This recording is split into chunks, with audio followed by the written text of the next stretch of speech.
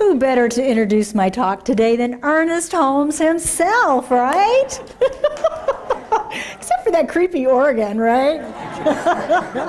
Halloween's coming. Halloween's coming. So that is our founder, Dr. Ernest Holmes, and that was the introduction to his radio show that he did in the 1950s on CBS radio in the Los Angeles market, where he talked about science of mind each and every week. And that program is still ongoing through the Founders Church in Los Angeles. You can go on their website and they've got links to it. Obviously, Ernest is not doing it.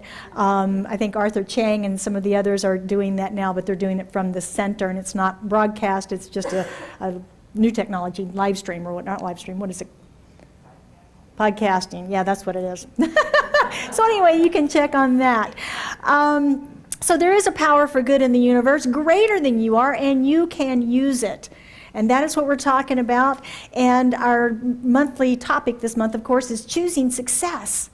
Choosing success. And we know that that is a choice for us, isn't it? To choose success. You heard Lori's reading this morning from Irene Hunter talking about indecision being a choice at failure, and that decisions that we can use to make choices of success.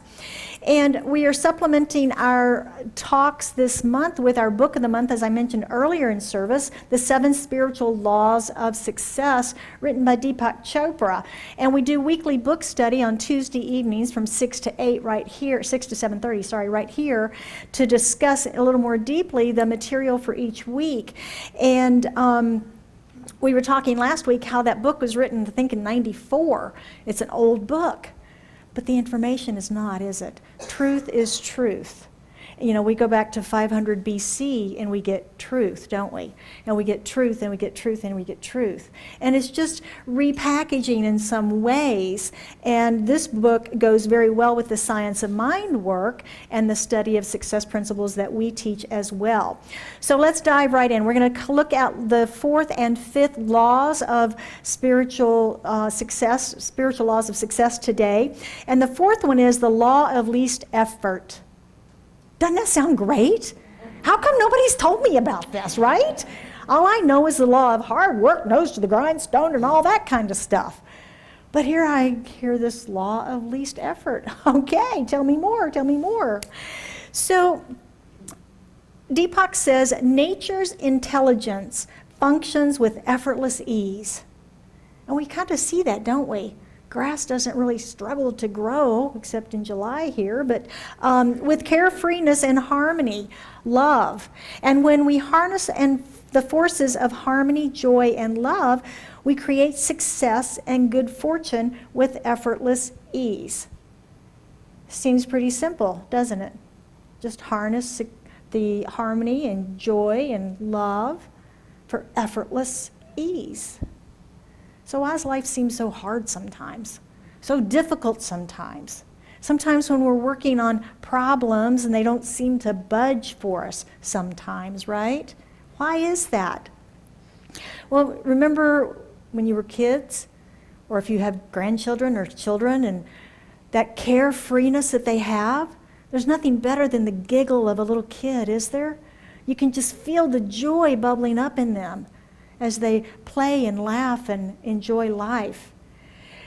But a lot of times what we're doing is what? Focusing on the problem, aren't we?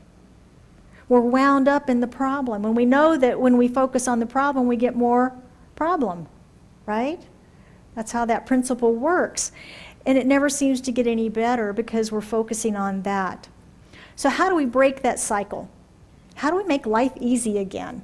We've said frequently that we're here to be happy. And yet, we're not always happy, are we? There's stuff that happens in our lives that can bring us into that. Have you ever been sick? And you just, everything comes down to that, doesn't it? You're just focused on that problem. You can't think about anything else. It's almost like we get blinders on. It's almost like we get blinders on. So breaking that cycle, Marty mentioned Prosperity Plus. We're all in that most of us are in that class. It's a wonderful, wonderful class. And Mary Morrissey is the creator of it. And last week she was talking in her video to us about living conditioned-based lives. And it was really powerful for me to hear that in the way that she said it this time. Perhaps I was in a different place and heard it in a different way, but it's been resonating with me very much this week as I've looked at my life and what happens when I start focusing on the conditions, the things that are there to get my attention, rather than being in that open carefreeness of life that is my essence, my nature, my natural way of being. Again, focusing on those can'ts. For me, I feel stuck. I feel like I can't resolve something. I get frustrated. Maybe there's anger that comes up as well. It's in my stomach, right? It's all that kind of stuff when there's something happening that's not budging in our lives. And what I always think about is, no, I'm going to retract that statement because it's not even true, and I'm not going to stand here and say that. What I try to remind myself to think about when I get into a stuck place, rather than blaming or being angry or pushing back, is turning that around and saying, okay, where am I in this? Right? Where am I in this? We have this wonderful thing called the law of reflection. And we've often said, if we want to know what we're thinking about, the law of reflection shows us by the conditions in our lives what it is that is a tendency of our thinking and reflects it back to us. But a lot of times we want to get stuck in that as opposed to using that as a tool that it is for showing us how to get out of it. How to get out. Have you ever been in the Hall of Mirrors things where it's all the different, yeah, it's crazy, isn't it? And that's sort of the law of reflection too. It can make us a little crazy when we're seeing all that stuff, when really what we want to do is just get out of there, right? Get back to the positive, good stuff of living. So I think this law of least effort may be a key to help us in healing this idea of focusing on the conditions. Do you remember the Tao story? I've told it several times. You've probably heard it, about the farmer and his son got a broken leg, couldn't help out on the farm or anything, and the neighbors all came over and said, oh, we're so sorry, that's horrible, your son broke his leg. And being the good Taoist, the farmer says, maybe, we'll see. And then a couple of days later, the army comes through and is going to conscript all the young men into the army. And they come into the house and they see the young man there with the busted up leg and everything, and they go, we can't take you, you've got to stay here. And the neighbors come over and they say, oh, what a blessing, your son had that broken leg and he can't go to the army. And the father went, well, we'll see. And the story goes on with many examples like that, where the neighbors are happy and the neighbors are sad and the neighbors are happy.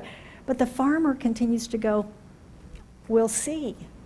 And that's a demonstration of that Buddhist idea of everything just is. It's only good or bad by our definition, isn't it? And what we project on it or believe about it, So as part of the practicing of this law of least effort, Deepak suggests that we practice acceptance. Everything, think about this, think about your life. Everything in your life is exactly as it should be in this moment. Everything. Zenobia's car is exactly like it should be right now, right? Everything is exactly as it should be. Now, we aren't practicing acceptance from the standpoint of, woe is me, I just have to accept it, that's just how life is.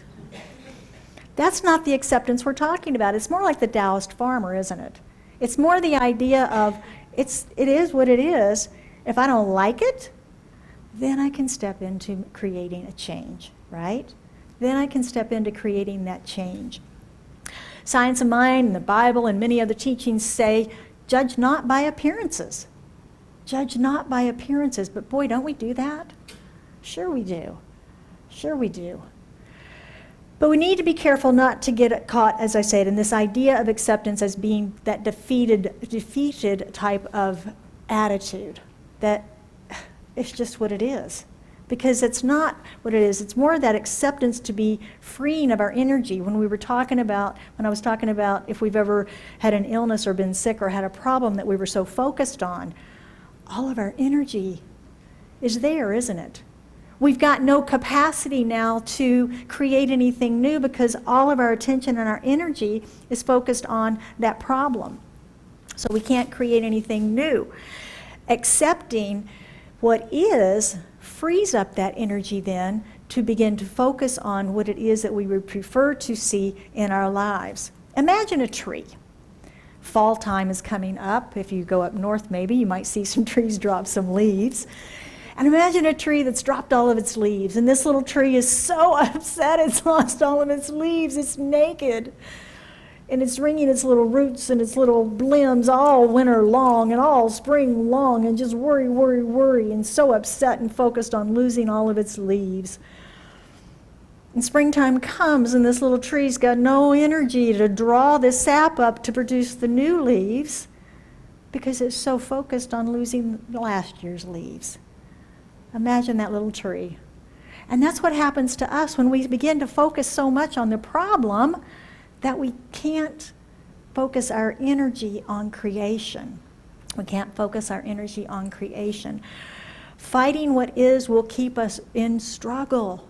It will keep us in struggle, and we cannot enter the field of infinite possibilities. And Ernest Holmes tells us that to be an effective worker in this field of metaphysics, that we must not judge the possibilities of our work by observing the outside happenings, not looking at those conditions, not judging by that. Effective spiritual mind treatment must be independent of any existing circumstance, or we cannot enter that field of infinite possibilities. We remain stuck in what is. Would you agree? Does that make any sense? Yeah. We have to have that new place of launching off. Deepak then suggests that the next thing we do is take responsibility. This is just really a lot of fun, isn't it? I thought the law of least effort was going to be juicy, but really? I have to accept what is, and then I have to take responsibility? Okay. But he says we take responsibility for the current situation, all events in our lives that we see as problems, that we see or have defined in our lives as problems. So think about a problem in your life right now. Just think about a problem in your life right now. Would it feel any different if you took responsibility for that condition without any blame? Is that even possible? Is it possible to take responsibility without feeling blame? Yeah. It takes a little work because we're used to blaming other people or ourselves for everything that happens. There's a reasoning factor that goes on in our brains, isn't there? Oh, well, if I'm responsible for that, then I made the wrong decision and I'm responsible. Right? So we've got to separate that thin line of blame and making wrong with just being responsible. Okay, standing in the truth and being responsible for that.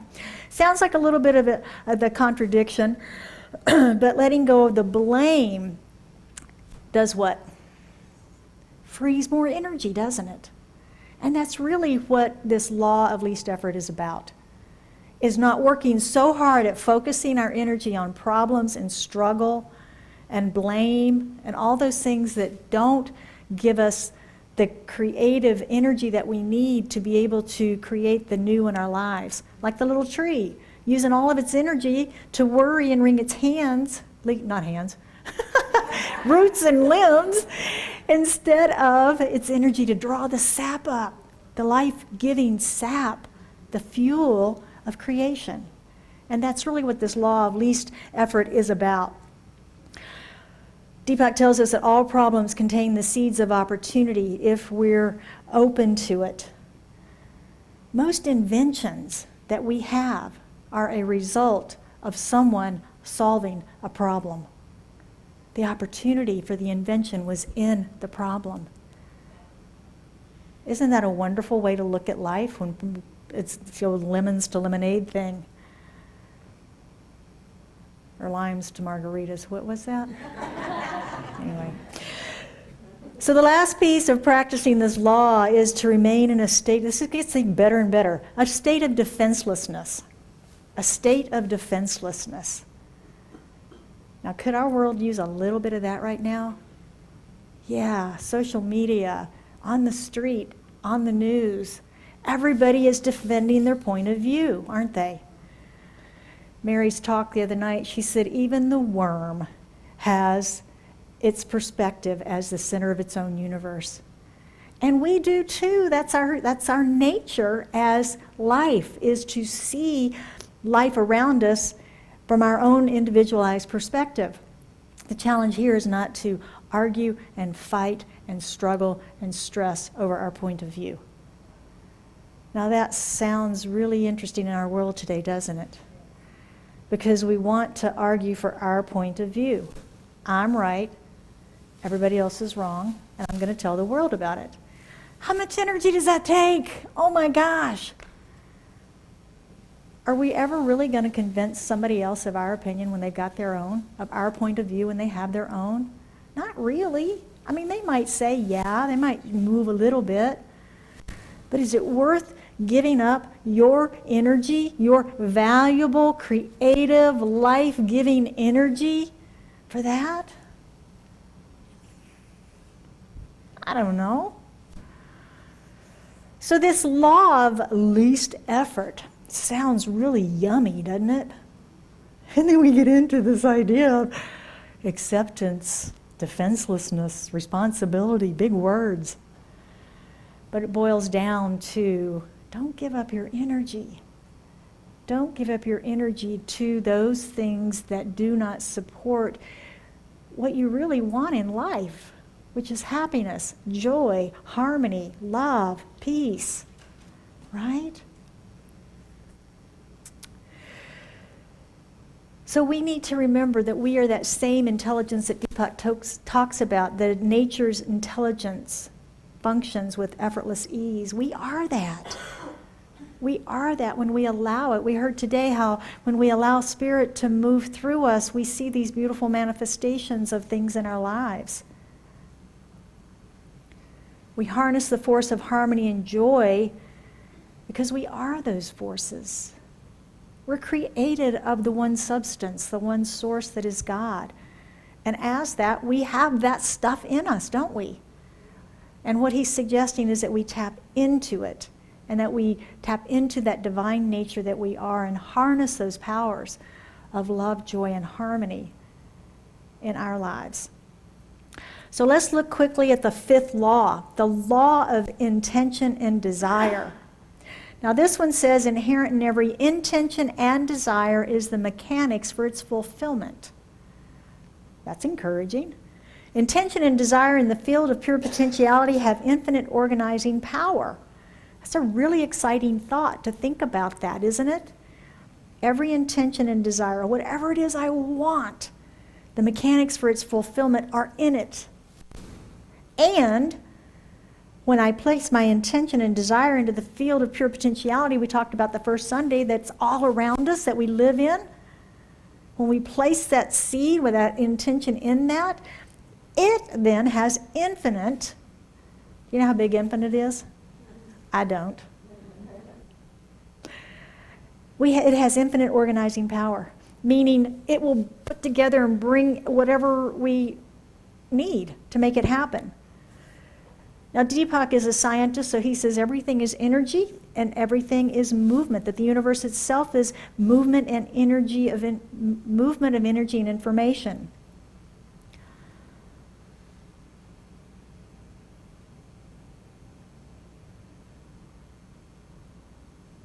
There's one substance, we talk about that a lot here, that there's one substance that all things are made from, and science is proving this true. Trees, humans, we're pretty much made of the same stuff. Carbon, hydrogen, oxygen, nitrogen, and a few other ancillary ingredients. We can go buy that stuff in the store. We put it in a petri dish. We're not going to get trees, and we're not going to get humans, right? It's that infinite organizing power of the universe that organizes those things in such a mixture that makes trees and makes us. It's what differentiates the substance. And that's what we're always trying to do, isn't it? There's one substance, and we're trying to differentiate it. You might want something in green, and you might want it in purple.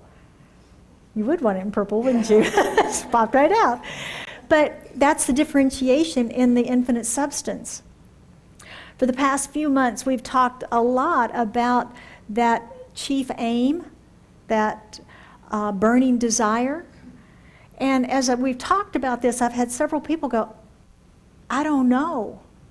I don't know what my chief aim is. I don't really have what's wrong with me? I don't have a burning desire.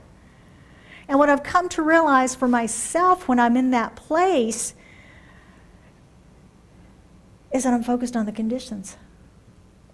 I'm focused on the conditions. I am limiting my own infinite possibilities by saying, oh, there's a glimmer that I'd really like, blah. But then I immediately, logically, in my linear thinking, looking around my life and go, oh, I couldn't have that. I don't have enough money. I don't have enough time. I don't have enough intelligence. I don't have the right car. I don't have the right wardrobe. And I shut the door on possibilities through focusing on the limited, very limited conditions in my life, not the bazillion possibilities that the universe knows about. I'm shutting the door on possibility right there through my limited thinking. And that, to me, is what Mary's talking about when she's talking about living a conditioned life, is that we judge all possibilities by the limited possibilities that we're aware of in our lives. That's a breakthrough moment, isn't it? To recognize that we're doing that we're limiting ourselves, and that when we can open up to these greater possibilities, oh my goodness, then we start to see the miracles, the out-of-the-blue ideas. And we've all had those experiences, haven't we? So we've all experienced this idea of infinite possibilities. Deepak suggests that attention energizes and intention transforms. Okay? I'm going to give you some academic words here. I just love Deepak. He says, the quality of intention on the object of attention will orchestrate an infinity of space-time events to bring about the outcome intended. Because intention in the fertile ground of attention has infinite organizing power. Now, repeat that back. Got it, right? Attention is the energy. We've talked about that. What we focus on expands, right? Because that's the energy that we've got that we're giving to it, is our attention. Intention is the new. What is it that I'm intending to create? What is the burning desire of my heart that is my intention that I'm intending to create? Can I keep my attention and my energy on that? Or is my attention going to be down here in the current conditions, the limiting conditions of my life that I'm experiencing right now? Where's my energy? That's that feeling of being out of alignment that we get sometimes, where we don't really feel like we're just in the flow, because our intention is over here and our attention's over there. We've got to bring those into alignment. And that's really what he's saying with all those beautiful words in there, is that our attention and our intention need to align with each other. So the question of those experiences of out of the blue and miracles is, was it on purpose or was it an accident? Was it on purpose or was it an accident? We know there's no accidents, but did you do it with intention to call it forth, to call it into your life? Or was it just, oh, wow, that's cool. I'm surprised. Or is it, yeah, there it is, finally. It's there, yeah. A knowingness, right? An expectation. Sometimes we don't work in harmony with the universal spiritual laws, do we? We do split our attention, don't we? Sure we do. We're human. Yay. Imagine if we did the same in the physical laws. Imagine if we did the same in physical laws. Anybody know anything about farming in Arizona? I understand, I don't know this, I've never done it, but I understand that January is about the best time to plant tomatoes in Arizona, because it gets so hot, right? And tomatoes don't like all that extra heat, so we plant them in that early spring season. Now, what if I decided I really wanted tomatoes in August? So I'm going to plant them in late June. That's my idea, outside. I'm going to plant my tomatoes outside in late June in Arizona. Am I going to get the desired result, my intention for tomatoes? Because I'm violating the physical laws, right? Tomatoes don't like the heat. They're not going to grow that way. It works the same in these spiritual laws as well. It works the very same way. When we get in alignment with them and use them the way they are intended to be used, they work for us. They work for us. So you can see how these two laws work together a little bit. The idea that least effort is being, capital B, like nature, like our nature. Letting our energy be for creation. And then the power of intention and desire is allowing that natural organizing power of infinite intelligence to work for us. You know, to think about, I have a desire that Spirit has implanted in me. This is my intention to have it. This is my attention to the receiving of it. And I've got an infinite resource that's going to bring everything together I need for it. I don't really have to do anything except hold my intention and hold my attention. And not focus on the conditions and the limitations and the problems and everything in my life right now. And I love talking about laws, both the spiritual and physical laws and these 7 spiritual laws and science of mind. Because it's an operating system of how to play this game of life and actually win it. It's an operating system. Let's look at some practicing the principles of these 4th and 5th spiritual laws today. I'm going to run through the ones that we've already talked about. Acceptance. Acceptance we can work with in our meditation. Meditate on what is acceptance to me. Transform your idea of it if it has any limitation, defeat type of energy around it. To just accepting what is, so that you can let it be and move on with your energy.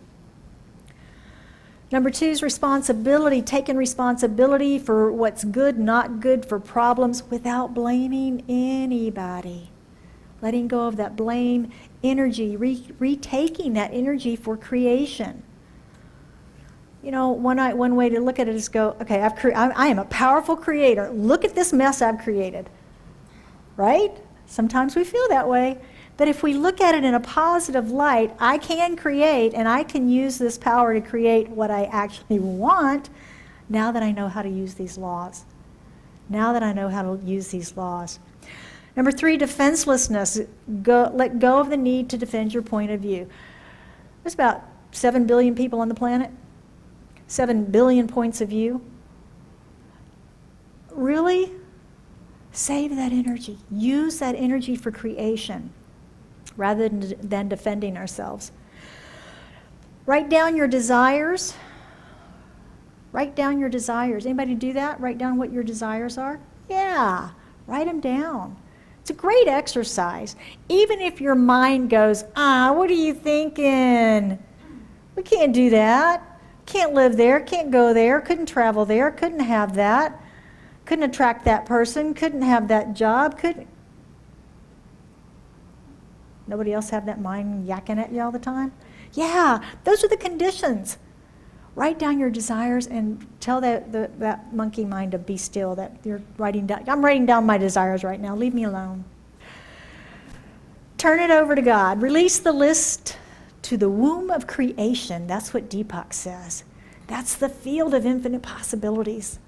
Release that list there with trust, faith, but without expectation of how it's going to look when it shows up. Without expectation. Only that it is your good. And the last one is stay in the present. Do not be distracted by obstacles or negativity. Accept the present as it is and manifest the future through your deepest, most cherished intentions and desires. It's almost like at the grocery store when you put that little stick in between your groceries and the other person's groceries. It's almost like that, isn't it? That this is the old stuff. And I'm going to separate that now and my new energy and my new intention. So think of that grocery store stick. Stay in the present.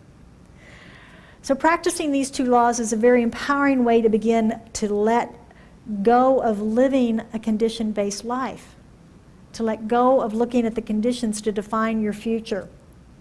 And it is the power for good in the universe that's greater than you are that you can use. So let's pray about that and see what we can see.